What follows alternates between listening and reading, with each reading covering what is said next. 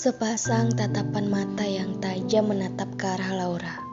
Laura tertidur di dalam kelas karena semalaman ia menghabiskan waktu hanya untuk menangis, guna meluapkan semua emosi dan kesedihannya, hingga ia tidak bisa tidur. Laura tidak sadar entah sejak kapan ia tertidur lelap, tanpa memperdulikan dosanya di depan kelas yang sedang menjelaskan materi kuliah. "Laura!" bentak dosen. "Hadir, Pak." Ia langsung berdiri dan menjawab dengan lantang. "Keluar kamu. Ini kelas, bukan ruang tidur," ujar dosen yang membentaknya. Laura segera keluar kelas, tidak berani menjawab ucapan dosen tersebut. Sial, kenapa aku bisa tertidur di kelas? Mana itu dosen killer lagi? Tamatlah riwayat aku kali ini. Nilai aku pasti kosong. Ya Allah, ujian apa lagi yang akan aku hadapi sekarang ini? Laura mengusap wajahnya.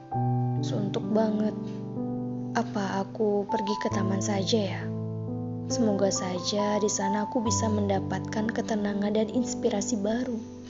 Wajahnya yang lesu, tatapannya yang kosong, ia berjalan dengan langkah yang lemas menuju gerbang kampus dengan beberapa gumalannya yang tiada henti dari tadi.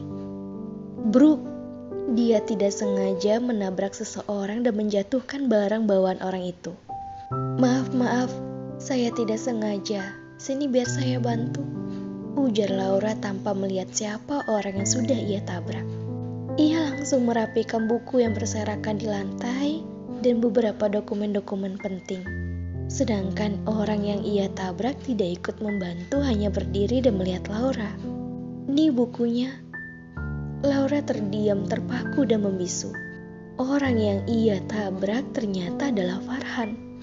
"Hei, kenapa kamu melamun? Terima kasih ya Laura." Dengan senyumannya yang memukau, ujar Farhan. "Maafin saya, Pak. Saya tidak tahu kalau di depan saya ada Bapak. Maaf sudah menghambat langkah Bapak." Laura berusaha mengendalikan jantungnya yang semakin berdebar sambil mengepal kedua tangannya. "Iya, tidak apa-apa. Lain kali kalau jalan perhatikan lawan di depan. Untung kamu nabrak saya. Kalau kendaraan yang kamu tabrak, bisa patah tulang kamu. Kamu kenapa sudah keluar kampus? Padahal sekarang masih jam kuliah?" tanya Farhan.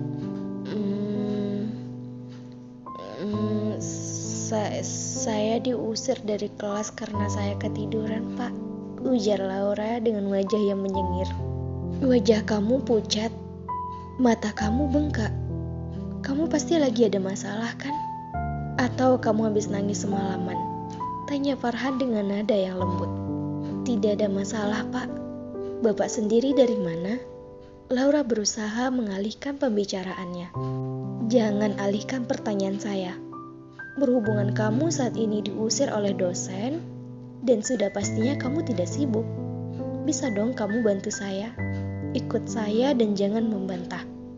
Dan satu lagi, jangan pernah bertanya mau kemana, ngapain, atau apalah pertanyaan kamu yang akan buat kepala saya pusing. Intinya kamu ikut saya saja," ujar Farhan yang memaksa Laura.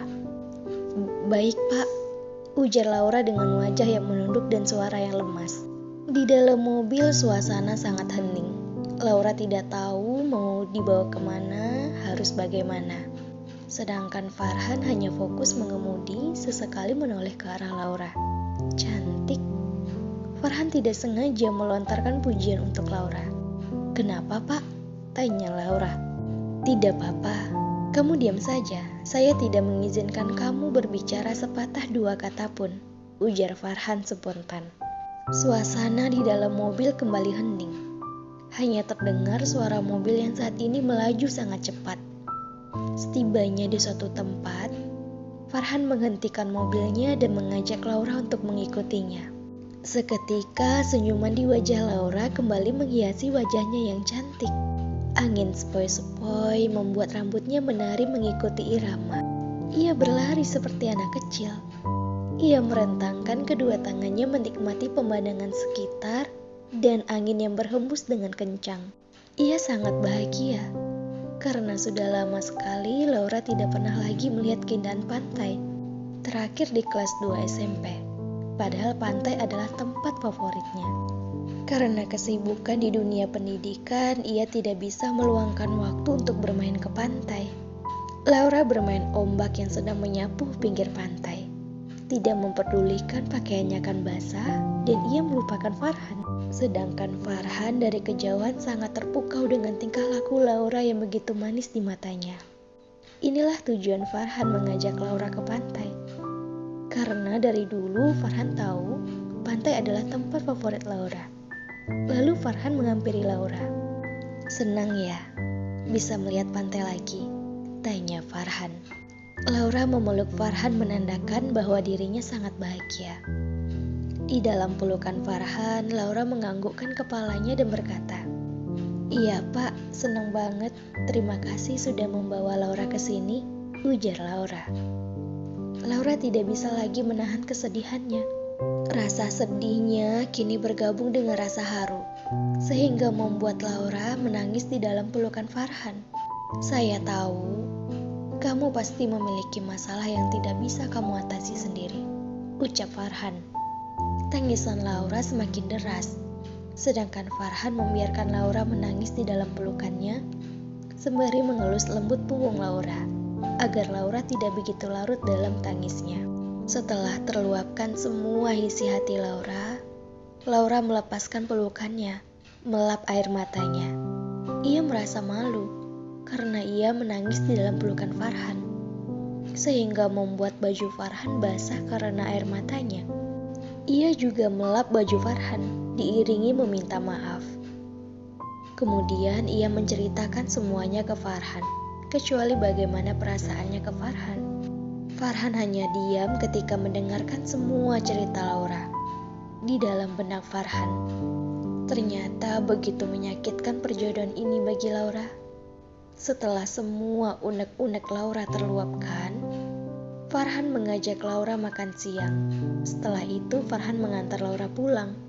Laura mengucapkan terima kasih ke Farhan karena sudah mengajak Laura ke pantai dan bersedia mendengarkan semua keluh kesah Laura. Gabriel berusaha mengingat kejadian apa saja yang sudah terjadi selama ia mabuk. Karena ia bingung dengan sikap papanya yang semakin dingin. Tidak ingin berbicara ke dirinya, bahkan enggan menjawab sapaannya.